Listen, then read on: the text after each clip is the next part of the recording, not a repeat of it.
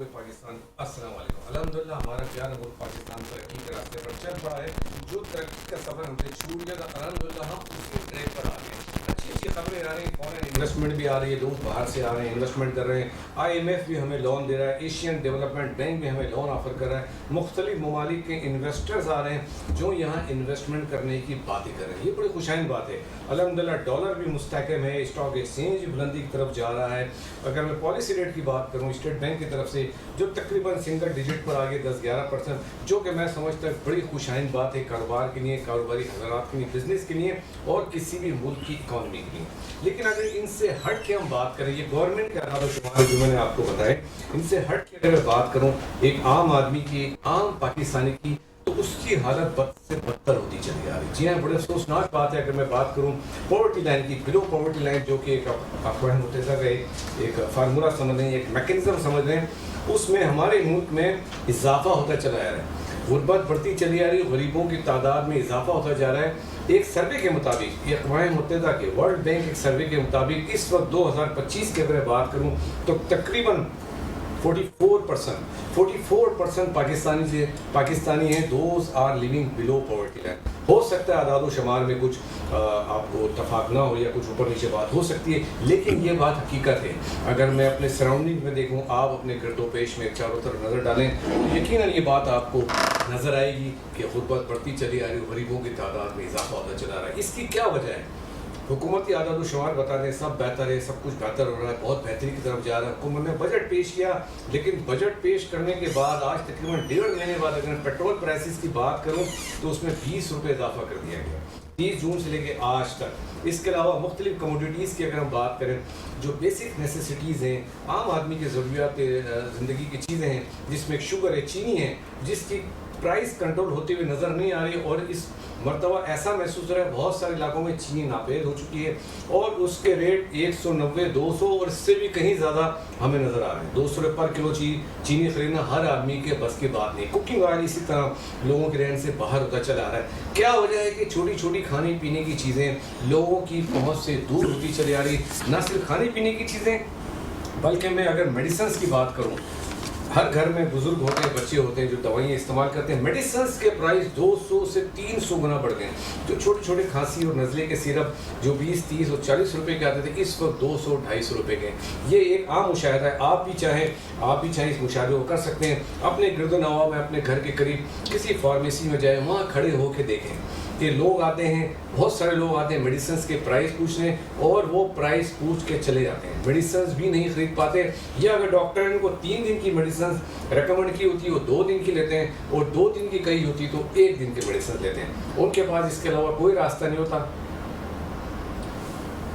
उनके पास इसके अलावा कोई रास्ता नहीं होता कि वो बच्चों के लिए खाने का इंतज़ाम करें या अपनी दवा खरीदें। ये बड़ी एक तकलीफ दे बात है, एक बहुत बड़ा लम्हा फ़िक्रिया है हमारे लिए, हमारी पूरी कौम के लिए, हमारे अरबाब इख्तियार के लिए। मैं वज़ीर आज़म शहबाज शरीफ साहब बड़ा ज़बरदस्त काम कर, इसमें कोई शक नहीं।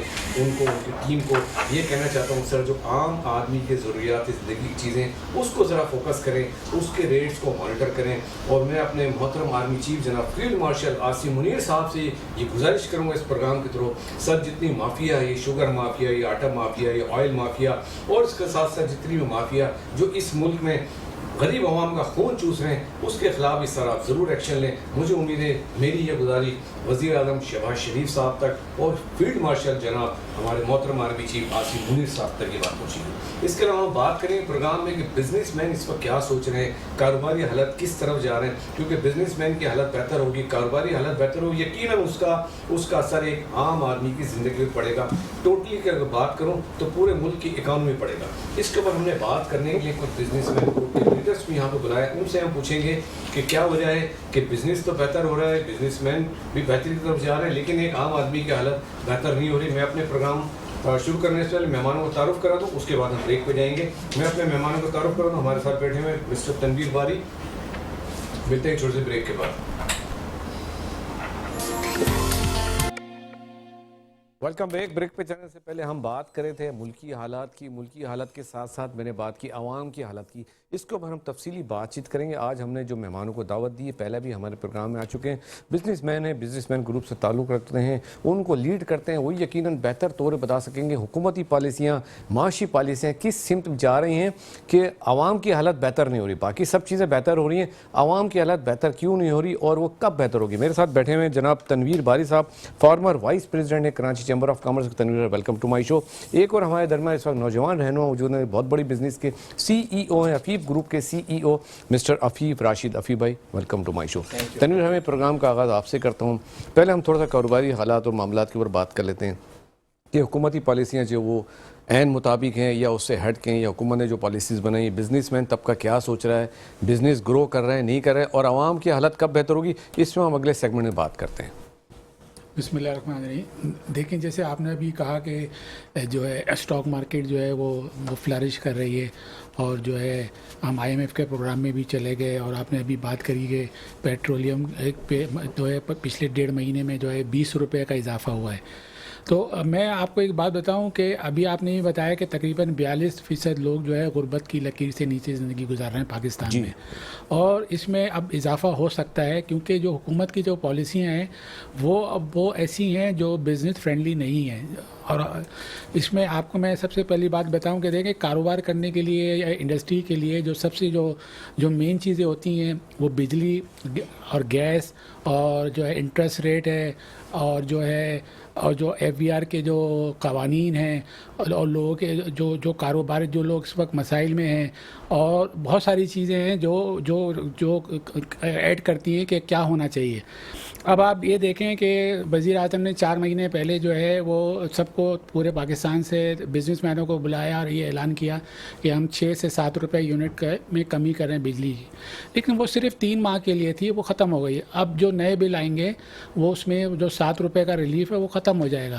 تو میں آپ سے یہ سوال کرتا ہوں کہ جو کوئی ایکسپورٹر ہے یا کوئی انڈسٹری والا ہے جو مال بناتا ہے, مال مینوفیکچر کرتا ہے, وہ اگر آرڈر لے گا جو ایکسپورٹر سے, جو باہر مالک اپنا مال بیچے گا, تو وہ یہ کیا کہے گا کہ میں 3 مہینے کے الگ ریٹ ہوں گے اور 9 مہینے کے الگ ریٹ ہوں گے. ایگزیکٹلی. یہ اس طرح کی پالیسیاں نہیں بنتی. پالیسی ہوتی ہے کہ پورے ایک لانگ ٹرم کی پالیسی ہو, اور جب اعلان کیا جائے تو ایک لانگ ٹرم کے لیے اعلان کیا جائے. یہ اس طرح اعلان نہیں کیا جانا چاہیے 2 مہینے کی پالیسی بنا کے 2-3 مہینے میں کہ یہ ریٹ ہوں گے. اور وہ دیکھیں جو وزیر اعظم نے اعلان کیا تھا وہ اب ختم ہو گیا. اب جو ہے جولائی سے جو ہے وہ 7 روپے کا یونٹ کا جو ریلیف تھا وہ ختم ہو گیا. اب حکومت نے اعلان کیا ہے, جو نیپرا نے اعلان کیا ہے, وہ 1 روپے 15 پیسے کا ریلیف بیس ٹیرف میں کیا ہے, لیکن وہ بھی ریلیف جو ہے پاس آن نہیں ہو سکے گا. وہ اس لیے میں آپ کو بتاؤں کہ حکومت نے جو ہے فرنس آئل پہ, جیسے آپ نے ابھی 20 روپے لیٹر جو ہے لیوی وغیرہ لگا دی ہے, اسی طرح فرنس آئل کے بھی ریٹ بڑھ جائیں گے, بڑھ گئے ہیں بلکہ. تو اب وہ جو ہے وہ ایف سی اے کی شکل میں آئے گا. اب وہ جو ایف سی اے جو مہینے آتا ہے وہ ہمیں جو ہے 1.5 روپے 2 روپے اور 3 روپے اور 4 روپے, ہو سکتا ہے 5 روپے ایکسٹرا لگ کے آئے. تو وہ جو 1 روپے 15 پیسے کا جو ریلیف ہے وہ بھی سب برابر ہو جائے گا, بلکہ ہمیں الٹے پیسے دینے پڑیں گے. ابھی آپ یہ دیکھیں تو ہمارے یہاں جو بجلی کے جو ریٹ ہیں وہ جو دوسرے ہمارے ممالک ہیں, ہمارے پڑوسی ممالک ہیں, انڈیا ہے, بنگلہ دیش ہے, ویتنام, آلریڈی ہمارے جو ریٹ ہیں وہ ڈبل ہیں.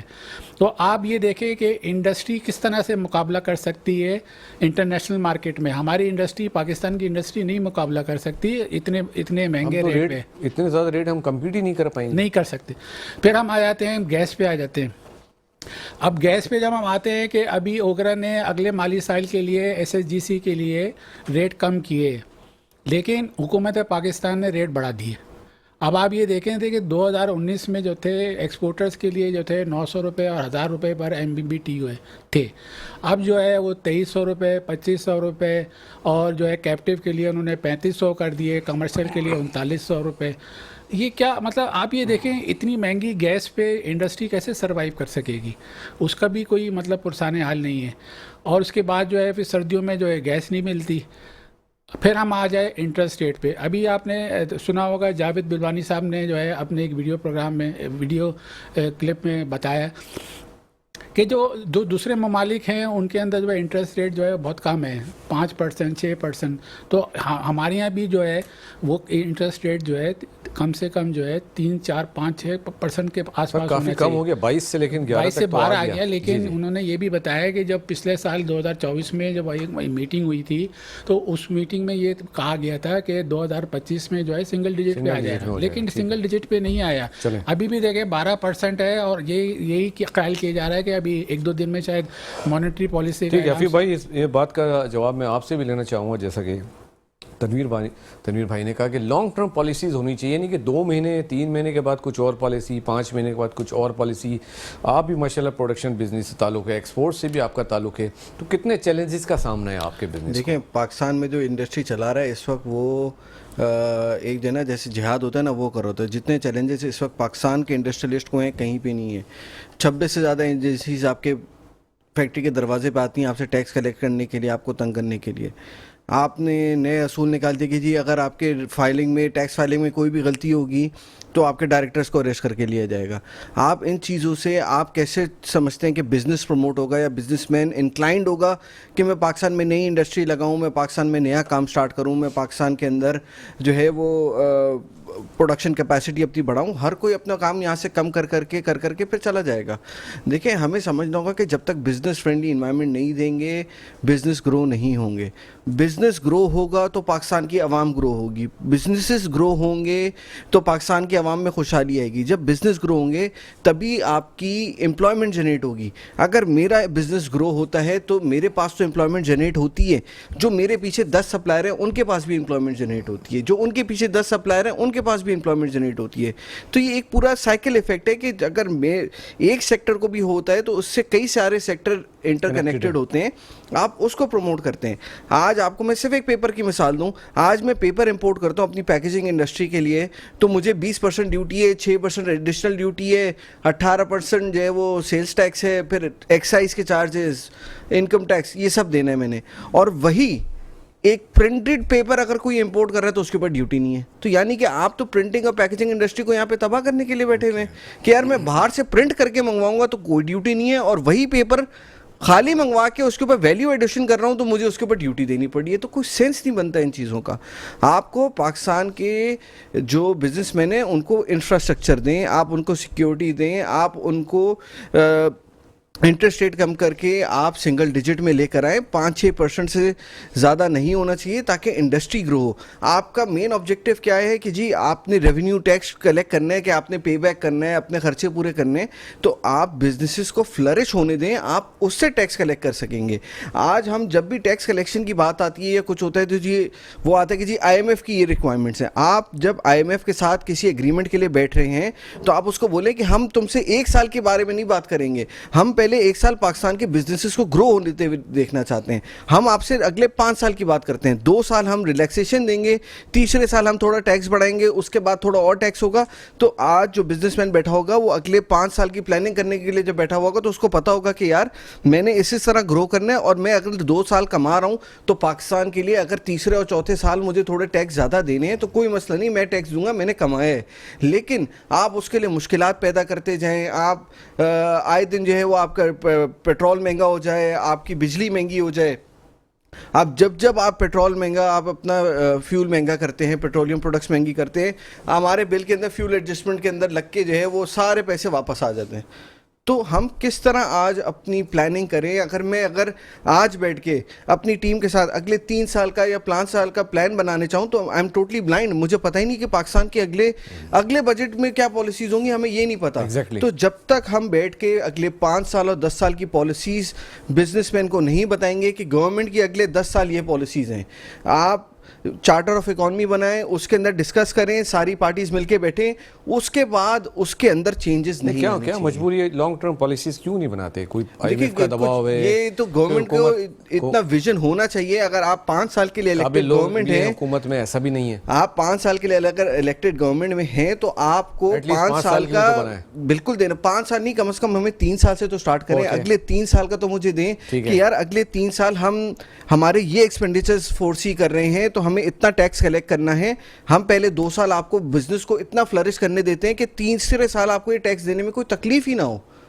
लेकिन अगर आप चाहेंगे कि जो बिजनेसेस चल रहे हैं हम उन्हीं का गला दबाते रहें, जो लोग टैक्स दे रहे हैं उन्हीं का गला दबाते रहें, और नए टैक्स नेट के अंदर लोगों को लाएं ही नहीं, और سب سے پہلے تو یہ جو فائلر اور نان فائلر ہے اس کو ختم کیا جائے.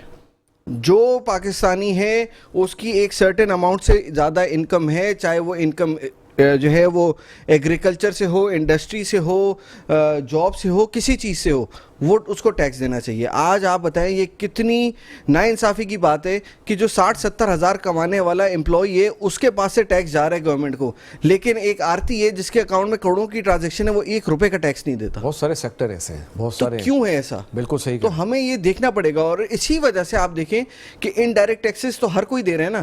جس کی 32,000 وہ 40,000 روپے منیمم ویج ہے, جس کی 40,000 روپے تنخواہ ہے, وہ بھی انڈائریکٹ ٹیکسز تو پے کر رہے ہیں. تو یہ تو اس کے ساتھ ناانصافی ہے. تنویر بھائی, میں آپ سے اس سوال کا جواب لوں گا, جیسے کہ ابھی افیو بھائی نے بڑی زبردست بات کی کہ ہم ٹیکس ریٹ بڑھاتے ہیں, ٹیکس نیٹ نہیں بڑھاتے. مشکل سے 4-5% لوگ ٹیکس دے رہے ہیں, جس میں سیلریڈ کلاس کا بہت بڑا حصہ ہے. تو باقی جو 95% لوگ جو ہیں وہ ویسے ہی مزے کر رہے ہیں, جنہوں نے 1-2 لوگوں کی مثال دی, کروڑوں اربوں روپے کما رہے ہیں, لیکن ان کی کوئی ریٹرن اسٹیٹمنٹ نہیں ہے, کوئی بینک اسٹیٹمنٹ نہیں ہے, انڈر اکانومی ہے, بلیک اکانومی ہے. تو کس طرح سر کچھ نیٹ بھی تو بڑھائیں نا, ریٹ ہی بڑھاتے ہیں, جو مرے ہوئے ہیں اسی کو مارنے پہ تلے ہوئے ہیں. دیکھیں یہاں پہ جو ہے انڈسٹریل کنزیومر ہیں, اور پورے پاکستان میں جو بجلی کے اور گیس کے, اس کے علاوہ کمرشل کنزیومرز ہیں, ان کا سارا ریکارڈ جو ہے ان کے پاس ہے. یہ چاہیں تو یہ جو ہے اس پہ محنت کر سکتے ہیں, لیکن یہ لوگ کرتے نہیں ہیں. یہ لوگ, ان کی جو ساری محنت ہوتی ہے ایف بی آر والوں کی, جو آلریڈی جو ٹیکس نیٹ دے رہا ہے اسی کو, اسی جو پہلے ہی مرا ہوا ہے, ہاں اسی کے پیچھے یہ لوگ لگتے ہیں. اب اس کی مثال جیسے انہوں نے کہا گرفتاری کے, ابھی انہوں نے سیکشن 37-30 جو بجٹ میں پاس کیا ہے, فائنینس بل میں آیا ہے, اس میں جو ہے وہ گرفتاری کے ہے کہ اب آپ یہ دیکھیں کہ جو ایف بی آر کا جو میں لوگ ہیں, وہ جو کاروباری حضرات جو ٹیکس پے کرتے ہیں اس سے ان کی تنخواہ دی جاتی ہے, اور وہی جو ہے لوگ جو ہے اب وہ کاروباری حضرات کے اوپر جو ہے گرفتار کریں گے, ان کو ہتھکڑیاں پہنائیں گے. مطلب آپ دیکھیں کیسا ظلم کا والا یہ نظام لے کے آ رہے ہیں, اور کتنا کاروباری حضرات کے ساتھ کیا ظلم کر رہے ہیں کہ ان کے ساتھ یہ سلوک کر رہے ہیں. اس کے علاوہ جو ہے اب ایکسپورٹ کی میں آپ کو بات کروں گا کہ پچھلے سال جو ہے انہوں نے ایف ٹی آر جو ہے فائنل ٹیکس ریجیم جو ایکسپورٹرز کے لیے ختم کر دیا. اب ان کو بھی مطلب کاروباری حضرات کے لیے ان کو یہ چاہیے کہ ان کے لیے آسانیاں پیدا کریں. اب ان کو جو ہے نارمل ٹیکس ریجیم میں کر دیا تھا, ابھی بھی وہ اس میں ہیں. تو مطلب یہ لوگ جو ہے جو آلریڈی ٹیکس نیٹ میں ہیں, جو ایکسپورٹر جو ہے جو مطلب فورن کرنسی ملک میں لے کے آتے ہیں, اپنا مال ایکسپورٹ کرتے ہیں, محنت کرتے ہیں, ان کے لیے آسانیاں پیدا کرنے کے بجائے ان کے لیے مشکلات پیدا کر رہے ہیں. مطلب یہ ایسے قانون بنا رہے ہیں کہ جو لوگ آلریڈی ٹیکس نیٹ میں ہیں ان کو یہ پریشان کر رہے ہیں, اور جو لوگ ٹیکس نیٹ سے باہر ہیں ان کے اوپر کوئی محنت نہیں کرتے, ان کو نہیں پکڑتے. حالانکہ یہاں پراپرٹیاں رجسٹریشن بھی ہوتی ہیں, سارا ریکارڈ گورنمنٹ کے پاس ہے, ڈسکوز کے پاس ہے, اوگرا کے پاس ہے, ایس ایچ جی سی کے پاس ہے. جو لوگ آلریڈی ان کے پاس سارا ریکارڈ موجود ہے, تو جو لوگ ٹیکس نیٹ میں نہیں ان کو پکڑیں, لیکن ان کا سارا جو ہوتا ہے جو لوگ آلریڈی ٹیکس نیٹ میں ہیں یہ ان کے پیچھے لگ جاتے ہیں. اب آپ یہ دیکھیں یہ لے کے آئے کہ جی 2 لاکھ روپے یا اس سے زیادہ کریں گے تو اس پہ پینلٹیز لگے گی. اس کے لیے بھی یہ مسائل کھڑے کر رہے ہیں کہ جی جو 2 لاکھ سے زیادہ جمع کرائے گا تو اس پہ اتنے کر جائیں گے, اس پہ یہ کر جائیں گے. مطلب ایسے قانون لے کے آ رہے ہیں کہ جس سے لوگ پریشان ہوں, اور پریشان ہو کے یہاں سے چلے جائیں. آپ کو پتہ ہے کہ بلکہ جا رہے ہیں بہت سارے لوگ جا رہے ہیں, آپ کو زیادہ پتہ ہوگا کون کون سے گروپ جو چلے گئے. کراچی چیمبر میں جو کونسل جنرل وغیرہ آتے ہیں وہ اکثر جو ہے آ کے ہمیں اپنا پروگرام بتاتے ہیں, اپنے ملک کے بارے میں بتاتے ہیں کہ جی آپ ہمارے ملک میں آئیں, آپ سرمایہ کاری کریں, انویسٹمنٹ کریں, اور جو ہے ہم آپ کو یہ سہولت دیں گے, ہم آپ کو بجلی دیں گے, یہ دیں گے, ہم آپ کو مطلب وہ اپنی سہولیات بتاتے ہیں. آج کل دنیا بہت سکڑ گئی ہے. آج کل تو آپ دوسرے ملک میں جائیں تو آپ اگر وہاں پہ انویسٹمنٹ کریں تو وہ آپ کو کاروباری سہولیت کے ساتھ ساتھ وہاں کا پاسپورٹ بھی دے رہے ہیں. جی بالکل ایگزیکٹلی ایسے ہی. تو یہاں جو پاکستان میں جو مشکلات کھڑی کی جا رہی ہیں, اس سے جو لوگ جو ہیں وہ یہاں سے شفٹ ہو جائیں گے, سرمایہ کاری لوگ جو ہے اپنا سرمایہ جو ہے شفٹ کر دیں گے. اور یہ ہم جو ہے جو آپ نے بھی غربت کی لکیر کے حساب سے جو بات کی کہ 42%, یہ 50% ہو جائیں گے اگر حکومت نے اپنا قبلہ درست نہیں کیا تو. اچھا ایک بات میں آپ سے پوچھنا چاہوں گا افیو بھائی, جیسے کہ تنویر بھائی نے کہا کہ بہت سارے اسی طرح ہوتا رہا تو کاروبار باہر شفٹ ہو جائے گا, اور ہو رہا ہے یقیناً آپ لوگوں کو بہت بہتر پتہ ہوگا. جس موجودہ حالات میں ہم بات کریں, بجلی مہنگی ہے, گیس مہنگی ہے, کمپٹیشن کی بات کرو, اپنے پڑوسی ممالک کی بات کرو, لائک بنگلہ دیش, لائک تائیوان, وہ لوگ ایکسپورٹ کر رہے ہیں, ان کی ایکسپورٹ کہاں سے کہاں جا رہی ہے. کتنا مشکل ہے ہمارے لیے آنے والے وقت میں کمپیٹ کرنا, کوئی ایکسپورٹ کے ٹارگیٹ میٹ کرنا, یہ تو بہت مشکل ہو جائے گا. راجا بھائی اس کا آپ یہ دیکھیں کہ پچھلے 10 سالوں میں پاکستان میں کتنی انڈسٹریز لگی, پچھلے 10 سالوں میں کون سی ملٹی نیشنل فرم ہے جس نے پاکستان میں آ کے انویسٹمنٹ کی ہو, اور پچھلے 1 سال کے اندر آپ یہ دیکھیں کہ کتنی ملٹی نیشنل فرمز یہاں سے چلی گئیں. مائیکروسافٹ بگ ایگزامپل, مائیکروسافٹ نے اپنے پاکستان کے آپریشنز بند کیے and the reason for closer of operation was کہ یہاں پہ انسٹیبلٹی ہے پالیسیز میں, وہی جو ہم بات کر رہے ہیں کہ ہمیں پتہ ہی نہیں ہے کہ پالیسیز ہے کیا. اس ایک ہی ہفتے میں جہاں وہ پاکستان سے اپنے آپریشن بند کر رہے ہیں اور وہاں پہ انڈیا میں وہ $5 بلین کی انویسٹمنٹ کی بات کر رہے ہیں, تو یہ تو ہماری اپنی غلطیاں ہیں. ہمیں خود سوچنا پڑے گا کہ وہ پاکستان میں بند کر کے اور ہمارے بالکل پڑوسی ملک میں جا کے $5 بلین کی اگر انویسٹمنٹ کر رہے ہیں تو ہماری تو پورے سال کی فورن ڈائریکٹ انویسٹمنٹ $5 بلین کی نہیں ہے. ہم کیوں نہیں اٹریکٹ کر پا رہے لوگوں کو پاکستان کی طرف, ہم کیوں نہیں اٹریکٹ کر پا رہے کہ لوگ فورن ڈائریکٹ انویسٹمنٹ آ کے پاکستان میں کریں. ہم نے SIFC بنائی, SIFC اتنی محنت کر رہے ہیں, اتنا وہ لوگوں کے ساتھ لگا ہوا ہے, لیکن ابھی تک کیا ہم ابھی تک فارمولیٹ کر پائے کوئی ایک بھی انڈسٹری آ کے لگی یہاں پہ SIFC کے تھرو؟ وہ انہی وجہوں سے کہ گورنمنٹ کی جو پالیسیز ہیں وہ بزنس فرینڈلی نہیں ہیں. آپ ڈائریکٹرز کو اریسٹ کر لیں گے, آپ 2 لاکھ سے زیادہ کیش جمع کرائیں تو آپ کو جو ہے وہ 20% پینلٹی, 25% پینلٹی. آپ بزنس مین کو کام تو کرنے دیں. آپ نے اس وقت جو فائنانس بل کے اندر جو ٹیکسیشن نکالی ہے اس کے اندر مجھے 4 بندے نئے ہائر کرنے پڑیں گے جو صرف ٹیکسیشن کا پورے سال کام کرتے رہیں کہ یار مجھ سے کوئی 1% بھی غلطی نہ ہو جائے, مجھے تو اریسٹ کر کے لے جائیں گے. ہم آج ٹیکسیشن کی ٹینشن لیں یا ہم اپنا بزنس بڑھانے کی ٹینشن لیں؟ دنیا بھر میں جو انڈسٹریلسٹ ہوتے ہیں ان سے بات کر کے ان کا دیکھتے ہوئے پالیسیز بنائی جاتی ہیں کہ یار انڈسٹریلسٹ کو پرابلم نہ ہو, ہمارے ایکسپورٹرز کو پرابلم نہ ہو جو یہاں پہ باہر سے فورن ایکسچینج, فورن کرنسی لے کر آ رہے ہیں, جو یہاں پہ امپلائمنٹ جنریٹ کر رہے ہیں, لیکن پاکستان میں ان کو چور بنا دیا ہے کہ ہاں بھائی تم لوگ کو اریسٹ کر لیں گے, تم لوگ تو ٹیکس چوری کرتے ہو. آپ کا جو مین فوکس ہے, بلکہ تنویر صاحب نے جیسا کہا کہ بہت سارے ممالک تو ان کو نیشنلٹی دیتے ہیں جو انویسٹمنٹ لے کر آتا ہے, وہ انڈسٹری لگاتے ہیں, پاسپورٹ دیتے ہیں ایون وہاں. آج امریکہ نے بھی اناؤنس کیا نا کہ آپ $5 بلین امریکہ میں انویسٹ کریں تو ہم آپ کو جو ہے اس کی بہت ساری مثالیں ہیں, بہت ساری یورپین کنٹریز ہیں اس وقت تو بہت زیادہ ویلکم کر رہے ہیں فارن انویسٹمنٹ کو. لیکن ہم پاکستان میں اگر آج انڈسٹری لگانے جاؤں تو میرے پاس پروفیشنل ٹیکس والا الگ آئے گا, میرے پاس EOBI الگ ہوگا, سیسی الگ ہوگا, ہمارے پاس انوائرمنٹل والا الگ ہے, پھر وہ ڈسیبلڈ لیبر والا الگ. میں آپ کو بتا رہا ہوں 26 ادارے آتے ہیں, 26 ادارے. اور اس کے بعد بھی یہ کہ اگر ٹیکس پراپر نہیں ہے تو اریسٹ ہونے کا خطرہ ہے. اب میں اپنے مہمانوں سے بات کرتا ہوں, ملتے ہیں ایک چھوٹے سے بریک کے بعد.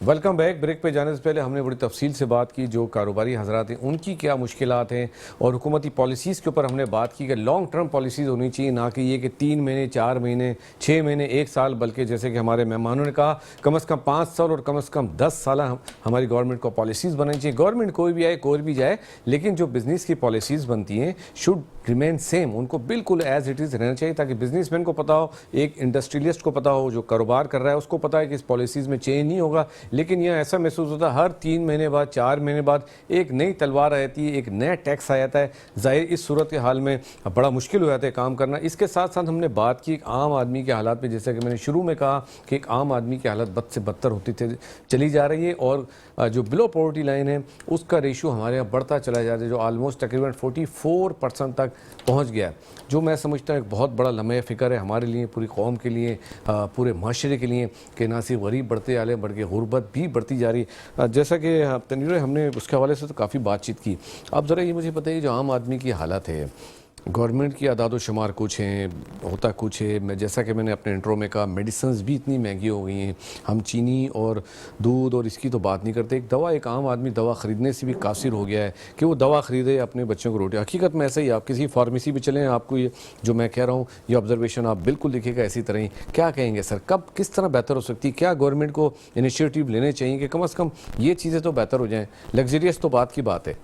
دیکھیں حکومت جو ہے دعویٰ کرتی ہے کہ ہم نے انفلیشن جو ہے ڈبل ڈیجٹ سے سنگل ڈیجٹ, لیکن ہم جب بازاروں میں جاتے ہیں تو ہمیں تو کچھ نظر نہیں آتا. ہمیں کوئی نہ پیٹرول کی قیمت کم نظر آتی ہے, نہ بجلی کی, نہ کھانے پینے کی اشیاء ہے, جو کھانے پینے کی جو روزمرہ کی اشیاء ہے, یا ہمیں تو کوئی چیز جو ہے وہ نہیں آتی, وہ تو وہی اتنی مہنگی ہوتی ہے. مجھے نہیں پتا کہ حکومت یہ اعداد و شمار کہاں سے لے کے آتی ہے کہ ڈبل ڈیجٹ سے جو ہے سنگل ڈیجٹ डिजिट हो गया है। और अब फिर वही बात होगी कि देखें, जब मेरा कारोबार चलेगा, इंडस्ट्री चलेगी, तो लोग जो है काम पे लगेंगे, वरना जब इंडस्ट्री नहीं चलेगी तो लोग बेरोज़गार होंगे। जब बेरोज़गार होंगे तो वो जो है महंगाई खुद ब खुद आएगी और लोग परेशान होंगे। अभी आप ये देखिए, जैसे आपने बताया कि 20 रुपये लीटर 1.5 महीने में जो है कीमत बढ़ी है। अब एक आम जो गरीब आदमी है वो तो बसों में ही सफ़र करता है ना, और मैंने देखा वीडियो वगैरह में देखा, आपने भी शायद देखा होगा कि वहाँ पे जो है बसों में लड़ाइयाँ हुई क्योंकि उन लोगों ने, बस वालों ने जो है रेट बढ़ा दिए। तो अब ये गरीब आदमी जो एक बस में सफ़र करता है वो किस तरह से करेगा? एक आदमी जो मोटरसाइकिल पे सफ़र करता है, बिल्कुल ऐसा ही जो गरीब आदमी है, जो लोअर मिडिल क्लास है, वो उसके लिए तो मसाइल में मज़ीद इजाफा ही हो रहा है, उसकी मसाइल में कमी नहीं हो रही है। आप जब पेट्रोल की कीमत बढ़ाएंगे तो ऑटोमेटिकली हर चीज़ की कीमत जो है बढ़ना शुरू हो जाएगी, ट्रांसपोर्टेशन बढ़ेगी, हर चीज़ की, दूध की कीमत अब आप देंगे थोड़ी दिनों बाद दूध वाले जो है वो ऐलान कर देंगे, उसके बाद वो कमिश्नर बुलाएंगे, कमिश्नर की मीटिंग बुलाएंगे, लेकिन होगा अब आगे कुछ भी नहीं। तो ऑटोमेटिकली जो है पेट्रोल की कीमतों से जो है आप ये देखें हर चीज़ की कीमत जो है बढ़ती चली जाएगी। और ख़ास तौर से मैं इसकी बात कर रहा हूँ जो रोज़मर्रा की जो खाने पीने की अशिया है उसकी कीमतें बढ़ती चली जाएंगी और गरीब के ऊपर जो है और बोझ पड़ेगा। और मैंने फिर वो कहूँगा कि जो हालात चल रहे हैं, जो हुकूमत की पॉलिसी है, इससे मज़ीद जो है जो पॉवर्टी लाइन में उसमें इजाफा होगा। ठीक है अफीफ भाई, मैं भी चाहूँगा आप इस बारे में अपने ख्यालात का इज़हार करेंगे कि एक आम आदमी की हालत बेहतर करने के very soon, very immediate government को क्या मेजर्स लेने चाहिए? देखिए, जो आम आवाम है उसको सबसे ज़्यादा इम्पैक्ट क्या करता है? ट्रैवलिंग, घर का रेंट, बिजली के बिल और मंथली ग्रोसरी। अब ये चीज़ें कैसे कम होंगी? सबसे पहले जो आपने पेट्रोलियम पे लेवी इतनी बढ़ा दी है, आप उसको कम करें। आप बोलते हैं आपके पास आईएमएफ से प्रेशर है, आप आईएमएफ से बात करेंगे कि ठीक है हम ये पैसे देने हैं वापस, लेकिन जो आवाम है उसका गला घोट के नहीं दे सकते, वो नहीं सस्टेन कर सकते इस चीज़ को। आज आप देखें कि आपके पास पेट्रोल और डीजल की प्राइसेस कहाँ पहुँच चुकी है। दुनिया भर में आप महंगे तरीन फ्यूल के अंदर ऊपर बैठे हुए हैं। उसी से लिंक है हमारी इलेक्ट्रिसिटी। हम आज रिन्यूएबल एनर्जी की तरफ लोग शिफ्ट हो रहे हैं, सोलर लगा रहे हैं, तो उसके ऊपर भी टैक्स आ गया। आपने मुआहदे ऐसे किए हुए हैं जिसके लिए आप उनसे बिजली खरीदें, आपने उनको पेमेंट करनी है। ऐसे मुआहदों का क्या फ़ायदा जिससे अवाम मरती रहे? एक कंपनी के मुआहदे की वजह से आप 20 करोड़ 25 करोड़ अवाम का गला दबा देते हैं बिजली के रेट बढ़ा के। वो मुआहदे क्यों हुए गए, किसने किए गए, और इतने अनजस्ट मुआहदे क्यों हुए कि आज हम उसके अंदर ऐसे जकड़े हुए हैं कि हमें उनको एक तो डॉलर में पेमेंट करनी है उनके जो मुआहदे हैं, और उसके बाद अगर बिजली एक बंदा खुद अपनी प्रोड्यूस करके यूज़ कर रहा है तो आपके पास एक्सेस हो रही है, तो आप दूसरों से उसका चार्ज कर रहे हैं। तो देखें, जैसे ही आप पेट्रोल की प्राइसेस कम करेंगे, आप बिजली कम करेंगे, आप एक ड्रास्टिक डिक्रीज देखेंगे हर चीज़ के अंदर, प्राइसिंग के अंदर। हम जो इन्फ्लेशन की गवर्नमेंट बात कर रही होती है वो मंथ ऑन मंथ इन्फ्लेशन की बात करेगी। जी मंथ ऑन मंथ इन्फ्लेशन जो है वो 3% पे, 4% पे, 5%। इसका मतलब ये नहीं कि चीज़ें सस्ती होंगी, जो पहले 20% के हिसाब से बढ़ रही थी अब 3% के हिसाब से बढ़ रही है। ऐसा नहीं है कि प्राइस बढ़ना ख़त्म हो गई है। इन्फ्लेशन सिंगल डिजिट में आने का मतलब ये नहीं है कि अब प्राइस नीचे की तरफ आएगी। इसका मतलब ये है कि जो पहले 20% से प्राइसेस बढ़ रही थी अब 3-4% से बढ़ी हैं, बढ़ फिर भी रही हैं, और बढ़ के वो वहाँ तक पहुँच गई है जो अब हमारी आवाम के लिए, हमारी जो डेमोग्राफिक है उसको देखते हुए हमारी आवाम इसको अब बर्दाश्त नहीं कर पा रही। हमें ड्रास्टिक मेजर्स लेने पड़ेंगे आवाम को सहूलियात देने के लिए। और इसके साथ साथ आप इंडस्ट्रीज़ को, फिर मैं बैक टू स्क्वायर वन, आप इंडस्ट्री को जितनी रिलैक्सेशन देंगे उतनी ज़्यादा एम्प्लॉयमेंट बढ़ेगी, उतनी लोगों के अंदर परचेजिंग पावर बढ़ेगी, उतनी हमारी जीडीपी ग्रो होगी। ये सारी चीज़ें एक दूसरे से लिंक्ड हैं। जब तक आप इंडस्ट्रीज़ को आगे पुश नहीं करेंगे, जब तक आप इंडस्ट्रीज़ के लिए आसानियाँ पैदा नहीं करेंगे, आपके पास एम्प्लॉयमेंट जनरेट नहीं हो सकती, आपके पास जो है वो जो आप खुशहाली चाहते हैं आवाम में वो नहीं हो सकती। जब आप इंडस्ट्रीज़ को बढ़ाएंगे एक जॉब के लिए, जब आपके पास पता है कि यार एक जॉब है, आज 25 लोग खड़े हुए उस जॉब के लिए, तो जो एम्प्लॉयर होता है ना वो बोलते हैं यार मैं सबको कम कम करके, क्योंकि कंपटीशन ज़्यादा है। लेकिन जब आपके पास जॉब ज़्यादा होंगी और लेबर कम होगी तो आप बोलेंगे यार मैं इसको 40,000 दे रहा है ना, मैं 40 नहीं, मैं 80,000 देता हूँ, मेरे पास कम करने आओ। तो इसी तरह आप जो है ना लोगों को गुर्बत की लेवल से बाहर निकालेंगे। लोगों को पावर्टी लेवल से ऊपर लाने का एक और तरीका जो चाइना ने अपनाया, कॉटेज इंडस्ट्री। आज कॉटेज इंडस्ट्री पाकिस्तान में मर चुकी है। आप क्यों नहीं प्रमोट करते कॉटेज इंडस्ट्री को? آپ کیوں نہیں ان کو الاؤ کرتے کہ بینکس جو ہیں وہ اسٹیٹ بینک اپنی پالیسی نکالے کہ کاٹیج انڈسٹری کے لیے ہم بہت ہی منیمل ریٹس کے اوپر ان کو جو ہے وہ لونز دیں گے تاکہ لوگ گرو ہو سکیں. جب تک ہم کاٹیج انڈسٹری کو, اسمال اینڈ میڈیم انڈسٹری کو گرو نہیں کریں گے, ان کو گرو کر کے بڑا نہیں بنائیں گے, ہم کیسے آگے بڑھیں گے؟ پاکستان کی 25 کروڑ کی عوام ہے, کوئی ایک یونیکارن کمپنی ہے آپ کے پاس؟ $1 بلین کمپنی, $1 بلین کمپنی نہیں ہے پاکستان کے پاس آج.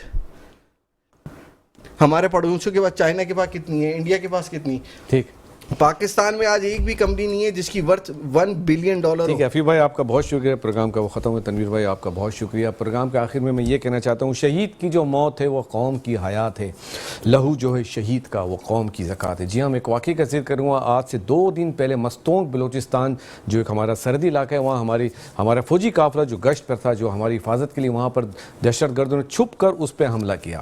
اس حملے کے نتیجے میں ہمارے جوانوں نے بھرپور مقابلہ کیا اور 3 دہشت گردوں کو جہنم میں پہنچایا. لیکن اس کے ساتھ ساتھ ہمارے بہت بڑا جانی نقصان ہوا. ہمارے بہترین ہیرو, ہمارے شہزادے 2, ہمارے 2 شیر دل جوانوں نے جام شہادت نوش کیا, جس میں میجر زیاد سلیم اور سپاہی ناظم حسین شامل ہیں, جو کہ اس واقعے میں شہید ہو گئے, جنہوں نے اپنی جانوں کا نذرانہ دیا ہمارے لیے, آپ کے لیے. میجر زیاد سلیم کے بارے میں یہ بتاتے چلوں, ان کے والد محترم بریگیڈیئر سلیم صاحب, انہوں نے بھی وطن کی حفاظت کرتے ہوئے جام شہادت نوش کیا تھا اور وہ بھی شہید ہوئے تھے. کہنے کا مطلب یہ ہے کہ جب تک ہمارے بہادر جوان اور افسران ہمارے لیے اسی طرح قربانیاں دیتے رہیں گے, ہم اور آپ یہاں بیٹھے ہوئے ہیں, آج بھی وہ لوگ اپنی ڈیوٹیز پر موجود ہیں. ہم یہاں اس وقت یہاں ایئر کنڈیشن میں یہ پروگرام کر رہے ہیں صرف ان کی شہادت کی وجہ سے. میری دعا ہے پورے پاکستان کی طرف سے کہ اللہ تعالیٰ ہمارے جوانوں کی, ہمارے افسروں کی, ہمارے فوجی اداروں کی حفاظت فرمائے, کیونکہ یہ ادارے ہیں تو پاکستان ہے, اور پاکستان ہے تو ہم سب ہیں. انشاءاللہ پاکستان ہمیشہ قائم و دائم رہے گا. ملتے ہیں اگلے پروگرام میں. پاکستان زندہ باد.